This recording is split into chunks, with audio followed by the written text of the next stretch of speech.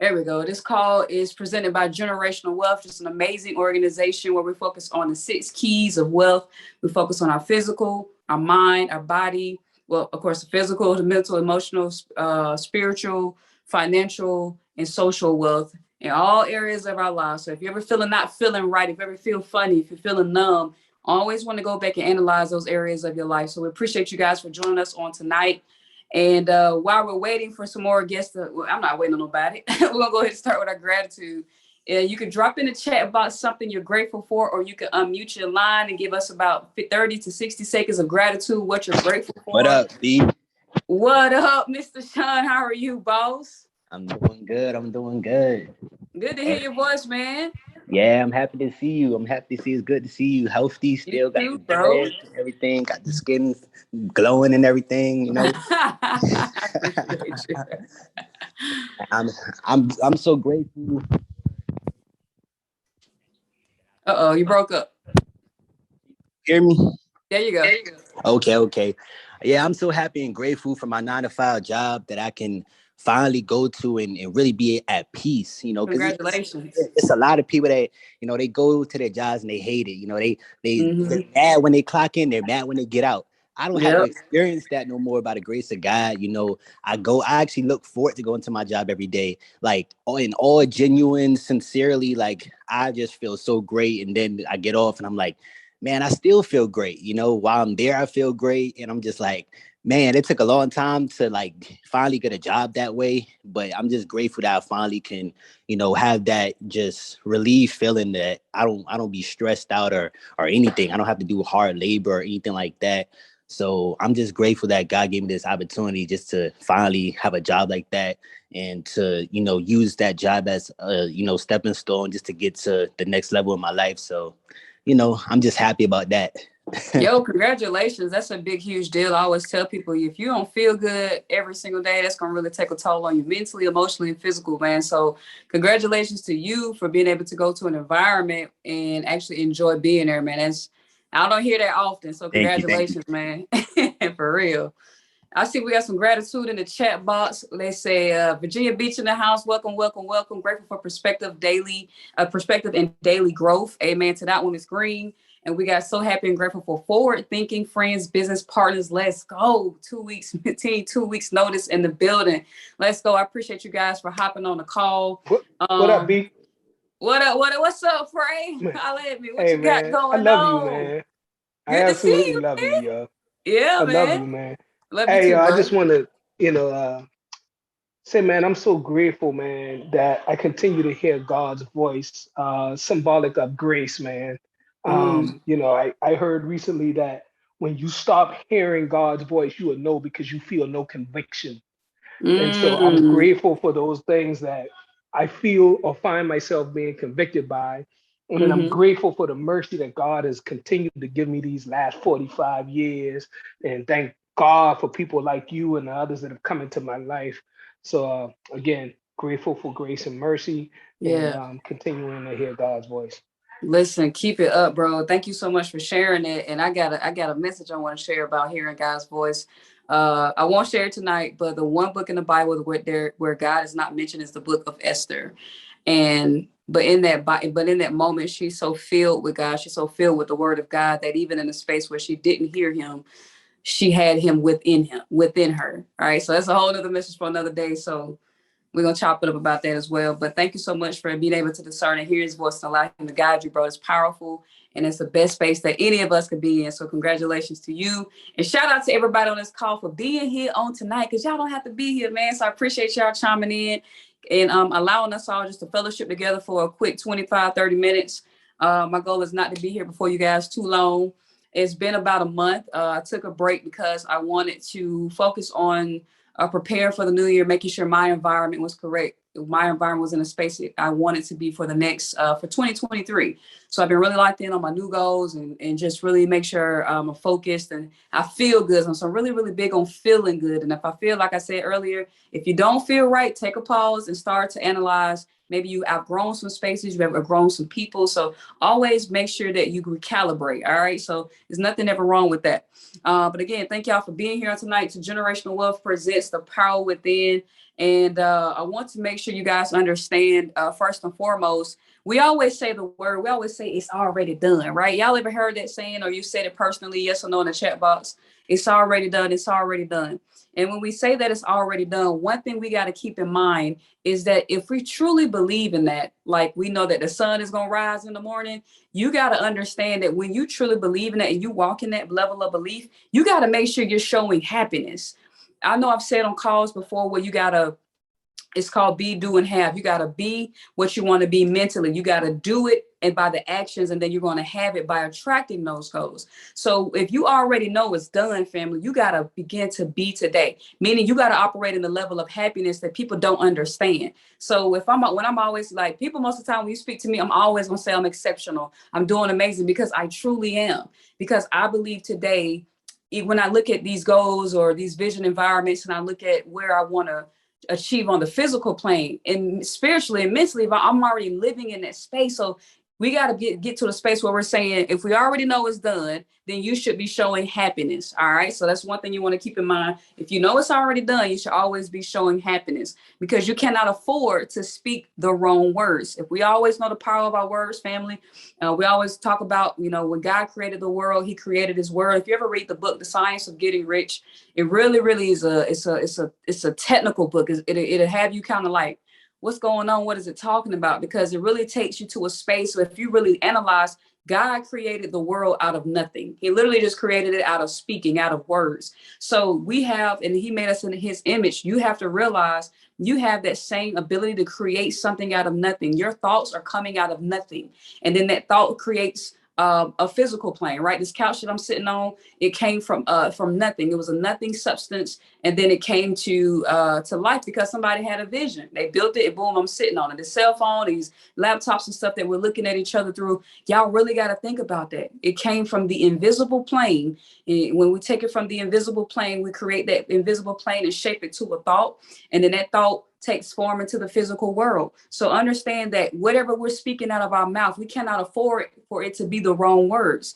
A lot of times people think about not affording things based off of what they can financially afford. You look at your bank account, you look at your income, you look at your expenses, and you say, well, I can't afford this, I can't afford that. Well, even in a space of you saying you can't even afford those things, saying that you cannot afford it is what you can't even afford as well. You got to be mindful, because when you look at the world from a space of lack, if you say it's already done, if you say it's on the way, if you say your goals are done, but then you're questioning and you're doubtful and you're hesitant and you're fearful and you're resentful regarding so many different other areas in your life, it has to be equivalent on all planes, guys. So when you're pursuing wealth isn't just, oh, I want to have money. No, you got to have a healthy lifestyle. I'm gonna be very transparent. I was killing my fitness for like 2 months, and then I went on a trip, got back, and I got so caught up in focusing on my vision environment and focusing on other areas of my life that I completely stopped working out. Right. So I'm getting back into it this month. But I was so focused on those goals that I neglected other goals. So I want to make sure I shared that, because your road to riches, guys, has to be equivalent on all planes. So when we talk about the wealth in all areas of our life, are you healthy mentally? Are you healthy physically? Are you healthy socially and emotionally and financially? All those areas have to have a level of happiness. So it can't just already be done by you expecting something physical. It has to be, you can't just share your happiness based off of, okay, I know it's already done, I'm gonna get the house, I'm gonna get the car, I'm gonna get the promotion, I'm gonna get the job. No, all these areas of your life have to be expressed through happiness. And remember, what words you speak. You can't be excited that you're getting a promotion on your job, but then you're speaking death into your children's life or your relationships or your friendships, right? You can't be excited that you're getting a brand new car, but then you're cursing the boss at work. You have to be careful at where these words are planted, because if we've noticed, every time you can drop a seed in the ground, that seed creates hundreds and hundreds of produce, right? New trees, new plants. Your words have the same power. Your word is a seed. So when things start coming towards your way, and I want you to be mindful of this as well. Sometimes you're not even speaking the wrong thing. Sometimes God is putting you in position because he needs you to process a new version of you. He's going to put you through, they used to say diamonds, either it's going to burst a pipe, All right. The pressure is either going to burst pipes or that pressure is going to create a diamond. And so you got to figure out which path that you want to fall on. God is going to put pressure on you, and he's looking to create a spiritual diamond. He's looking to create a supernatural being. So you got to be ready for when the pressure hits you. Stop being surprised when pressure hits and rises on your life. All right. The book of James, I love the book of James. It talks about I'm going to send trials and tribulations your way because I want to build your patience. I want to build a perfect being. James chapter 1. Please read that because it'll show you how to have an expectation of the pressure. Somebody put pressure in the chat box. All right. Pressure, pressure, pressure. All right. That's the difference between most people, that they understand their words and they're really in tune with how they speak. All right. Sometimes, we can slip up and we can say things, but you got to be able to start being more careful about it, be more conscious about it. All right. So be more conscious of what you're saying, because that power of I am is your creative. That's your pen. All right. That's your verbal pen. All right. It's going to create things. It's going to bring things to you. So y'all do me one favor in the chat box. I want you to type the word I am, those two words, I am. All right. God says, I am that I am. So, and you have his image. I want you to put in after I am, what is one word that follows I am for you tonight? All right. I am supernatural. I am a millionaire. I have a sweatshirt that I had someone make me, and it has all of these affirmations that I wanted. So it says, I am supernatural. I am a millionaire. I am amazing. This, and that, and the other. I'm a musician. So it has all of these I am. So what's something that we're going to, you guys can share tonight? And it doesn't even have to happen in the physical yet. All right. It could be something that you're desiring. I am amazing. There we go. Right. You have to understand is what I am worthy. I am gifted. I am. And you truly have to believe that. All right. Another thing you have to be mindful of is at what task, in what events, or what things are you afraid of? I am chosen. I love that. I am the best selling. There we go. Selling author, speaker. Let's go. Right. The next thing you have to be mindful of is when you are aware of your words, when you're aware of, I have to be happy because I know that it's already done. What brave actions are you avoiding? Right. What are you afraid to do right now? What is holding you back? Ask yourself what fears or what thoughts, that conversation you're going to have with yourself, it has to be filled with positivity. It has to be filled with knowing, one thing I have noticed about a lot of us is that we will speak that we have faith and we have belief, but our words always contradict what we believe, or our actions contradict what we believe. There's sometimes people can be lazy, people can not take action, people can procrastinate. And a lot of times that's natural. You're kind of nervous about new ways and new paths that you're going to take. And you may not even have all the answers, and that's totally fine. And not knowing the answers is really the best part of life to me, because the moments where I knew I didn't have the answer, I knew who did have the answer. Right. And so you gotta, your impulses on these types of thinking patterns have to be that God has the answer. God is going to light the path. God is going to be making provision for me. So in the moments you don't have the answer, it's okay. But don't fill that space of not knowing with fear. Don't leave that space of uncertainty with doubt. Don't leave that spaces of uncertainty with not taking action or inaction. You have to allow that space to be wide open for God to intercede on your behalf. How many of you guys believe on tonight that he's always going to intercede on your behalf? You can never forget that. All right. You can never, am I going to get the job? Don't ask that question. All right. You can't ask that question. Am I going to get this? Am I going to get that? Is this happening for me? That should never be a question for you. You should always operate at expectation. All right. Because who? Because I know who's operating on my behalf. So remember, the key is you have to start being aware of how you think and how you react in moments. You got to be conscious of it. You got to be aware of that. Right. So one thing you also have to be aware of is, of course, your daily habits, because your daily habits are imperative on how your daily habits and your routine will begin to regulate your thinking. All right. People always reach out to me about certain things and topics, and we'll talk about certain things a lot of times on a spiritual base. And, most of the time is when they start feeling a little weary, they start wavering. And again, that's natural. We're human. But I tell people all the time, the more you begin to have more relationship and study and cultivate your relationship, don't just listen, wait for people to tell you things. You gotta seek. All right. My screensaver on this phone is Matthew 7:7. Ask and you shall receive. Seek and you shall find. Knock and the door will open unto you. All right. So what does that mean? Well, in the moments where I don't know what's going on. In the moments where I'm trying to develop who I am, I'm not just going to wait around for books and audios and tapes and studies and conferences and webinars and church services. I'm going to seek that information. If you seek it, you'll receive it, right? If you guys ever look at so many different people in their industries and their expertise in their fields, they're always going to tell you they just nerded out.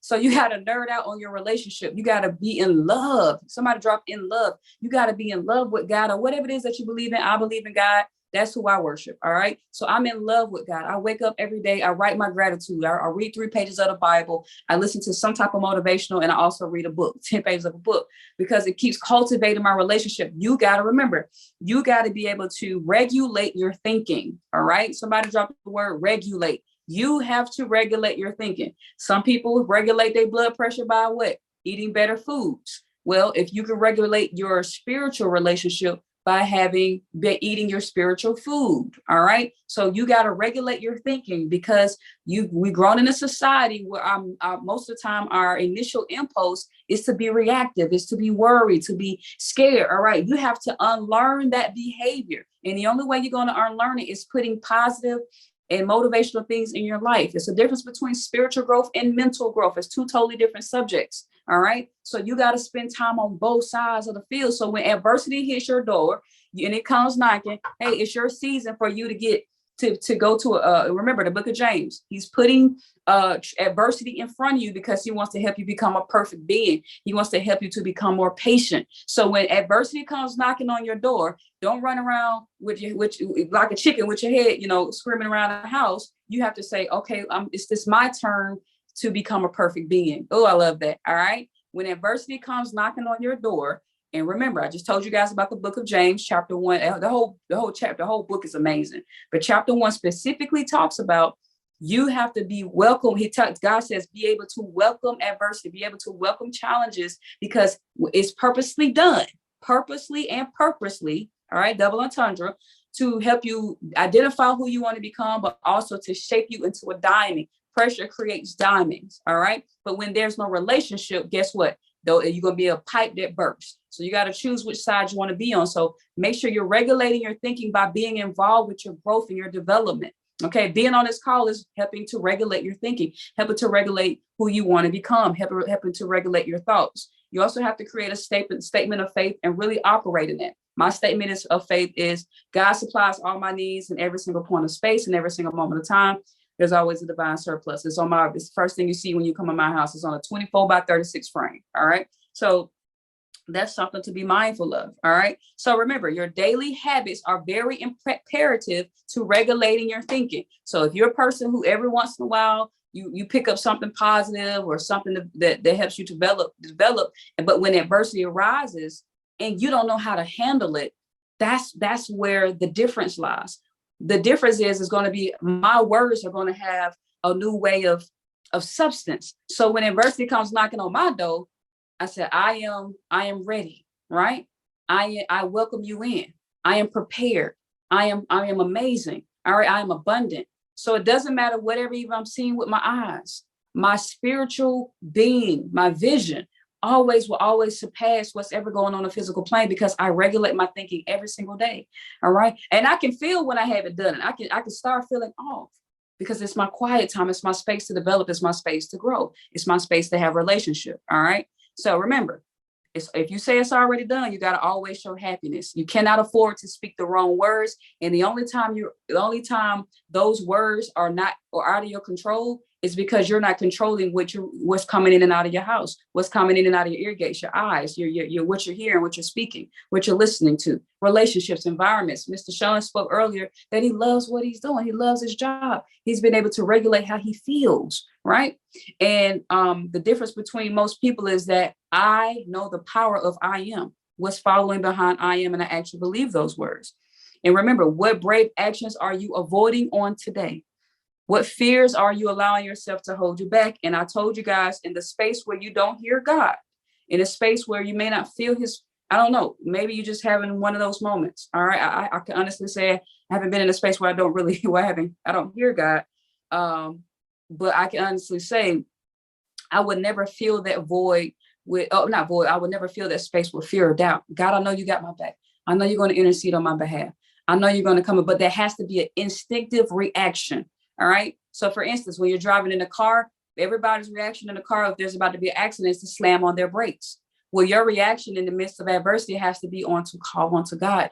Oh, God got me. God got me. It can't be in types of emergency. It has to be at all times, whether you're having an overflow season or whether you're having a season of adversity. It has to be your impulse. All right. It has to be instinctive. Yes, absolutely. All right. And remember, your daily habits are imperative to regulating your thinking. Another thing is, I said earlier, is that you have to start expecting things, a level of expectancy, and that faith in God. You should have a level of expectancy in faith that God can do all things, and also be content if he doesn't do it. All right.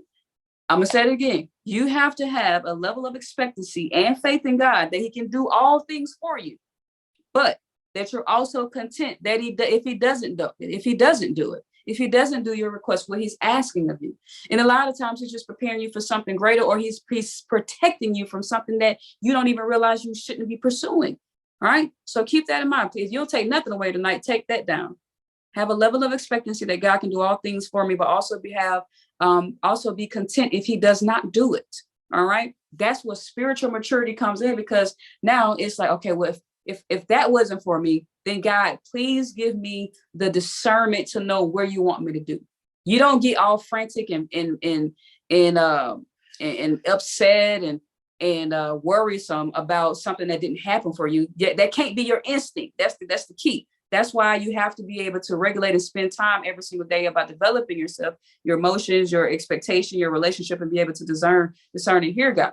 Because in those moments where, oh, that ain't what I want you to have, Mr. Fred, that's not what I want you to have, you got to be able to respond, God, if this is not for me, what is for me? And whatever it is you do have for me, I trust you. You have never led me astray. That's where you have to be able to start navigating yourself and changing how you respond, right? Changing how you react. All right. If you ever think about, let's take a little puppy, right? When you first buy a puppy, they bark in, they get on your last nerve, but then that puppy goes into a training so that puppy can begin to regulate how loud they're barking, what they're reacting to, et cetera, et cetera. There's a training phase, right? But then at some point that training is no longer required, because now it's a subconscious part of them. It's a part of their DNA. It's a part of their character. So that's what you have to understand. If you're spending time, you got to put yourself in a training phase. But the only difference is that puppy has not been exposed to war and negativity and hatred and all the negative, crazy, evil things of the world. We've been exposed to those things. So what you have to do is you have to stay on top of your exposure. Come on, B. You got to stay on top of your exposure, because if you're constantly exposing yourself to, and guys, it doesn't take TV and radio for that to happen. It could just be your friendships. Be mindful of your friendships. What type of conversations are your friends exposing you to? Are they always calling you complaining and whining, or the negative, or are they just negative Nancy's? Be mindful of your relationships. Be mindful of family. All right. Be mindful of blood. Be mindful of all of those areas in your life where any way somebody can communicate with you. All right. I don't even know what I said, Fred. You have to be mindful of your relationships. All right. You have to start to control your exposure, how people are speaking to you and what areas of your life they are speaking to you in. Everybody is not meant to speak into your life. Some people you are meant to speak to, some people you speak to for 5 minutes. All right. I heard somebody say one time, we're having conversations with people that we're talking to for an hour, but it's that type of person should have to be a 5-minute conversation. You got to begin, remember, regulate. Be careful of how you're exposing yourself. All right. It could be things that you're watching on TV. Please be mindful. A lot of negative things out that stuff can get into your subconscious mind because you're watching it, just like the dog in training. If you're exposed to it enough, it'll become a part of your DNA, become a part of your identity. All right. Your mental DNA, your spiritual DNA. And you're not meaning for it to, but remember, repetition is the mother of skill. All right. To teach you. So when we want to learn things, we put things on repeat. Okay. When we want it to become a part of our identity, we never allow it to decease. All right. So my spiritual walk, I don't want it to decease. So I stay engaged. I stay seeking God. I stay seeking information. I stay seeking, how can I become better? How can I walk on water? That's my goal. God, how can I walk on water like Jesus? That's what I want to do. Right. So I got to keep seeking information. but I also have to be mindful who's speaking into my life. All right. So, and sometimes you're going to be quiet a lot because not a lot of people are seeking. Oh, goodness, that's good. You may have a lot of times where you're quiet and you spend a lot of time alone because not everybody's going to be on the same path, the spiritual path, and understand what you're pursuing. And let's be real. Most people are not that intentional about what seeking that relationship. They're not that intentional about their training. They may show up to certain webinars, aka church on Sunday. They may show up to certain classes, aka church on Sunday. They may show up to certain places. But outside of the meeting, outside of the routine, what is your routine? All right. There's a community routine and then there's your personal routine. You have to be able to say, outside of the community routine, outside of the paradigm and just what I've been trained to do from childhood to now, what am I doing for myself? So when you don't see shift happening in your life, that's because either you haven't exposed yourself enough to discern what should be taking place in your life next, or you're just not even taking action. All right. I said earlier, what things are you avoiding? What steps are you taking? What experiences and trainings and knowledge and mentorships and relationships are you avoiding for you to get to the next area in your life? If it's already done, you got to operate in happiness. If it's already done, you got to operate bold. If it's already done, they should be able to see the light just blasting off of you, right? Always keep him first in your life, family. That's the only thing I can tell you. And the more you get in a relationship, the more peace you'll have in your life. And the biggest thing that's going to happen is you're going to be able to start discerning where you're deserved. All right. You're going to start discerning where you're deserved. And what that means is you're going to become such a personal of value, not necessarily just because you want to impact lives, but that you've developed yourself so much, you're going to grow intolerance to certain conversations. You're going to start growing in intolerance to certain environments. You're going to start growing and when I say intolerant, you're not going to be able to tolerate certain things. And it's not because you think you're better than people. That's not what it is at all. It's just that you've had a shift to happen in your life. You want more for yourself. You want to become the best version of yourself. The best version of yourself can't just be financially, right? God wants to see you wealthy in all areas of your life, right? The more money you make, the more resources that you have, the more lives that you can impact, but most of all, the more glory prevails on his behalf. The healthier that you are, be real, the better that you are, the more that you can stay in being this healthy being. Guess what? God glory can prevail. He can use you to do more things in life, right? The better and healthier you are mentally and socially, right? Mentally, you won't react to certain things. You won't allow people to rub you the certain way. You'll just be able to walk in a level of silence and peace and freedom and spiritual maturity that people, they just won't understand, and they'll question. They'll think something is wrong with them, or they just think something is wrong with you. They may think you're stuck up, but they don't realize that you're stuck up inside of God's word. That's what you're stuck in, right? And so you may just go silent, or you may go ghost, and that's okay. But at the end of the day, family, don't live a life of complacency. Don't live a life of fear. All right. Remember, how you're speaking to yourself when you are alone is the most powerful conversation is that you're going to have ever. All right. That's the most powerful conversation that you're going to have. So be careful when you have those and be able to discern what you're thinking about. That's what I want to talk. That's what I want to close on tonight. Be able to discern what you are thinking about. All right. You can say, we're having a conversation right now, guys, and somebody can probably be thinking about what they're cooking tomorrow. All right. They're thinking about what time they got to go to work in the morning. You got to be able to pull those random thoughts that's floating around your head. You got to be able to put them things in a box and be able to focus, all right, on the task at hand. But mostly you got to make sure that when those other negative thoughts that we've been able to accumulate over time and years of exposure to negative things, whether maybe it was your childhood growing up, maybe you didn't have the best parents, maybe you didn't have the best family, maybe you had a very negative working environment. You could have been exposed to anything. Maybe you grew up on the streets. It's no telling. Maybe you had a bad relationship. At the end of the day, if you've been exposed to something very negative, you got to put yourself in a space where you can detox from those thoughts. And maybe somebody just spoke disbelief in you so much that you begin to walk in that disbelief. So now you got to regulate your thinking. Regulate your thinking has to be very, very intentional. I want to let you know that you can change your thinking and not change your subconscious mind.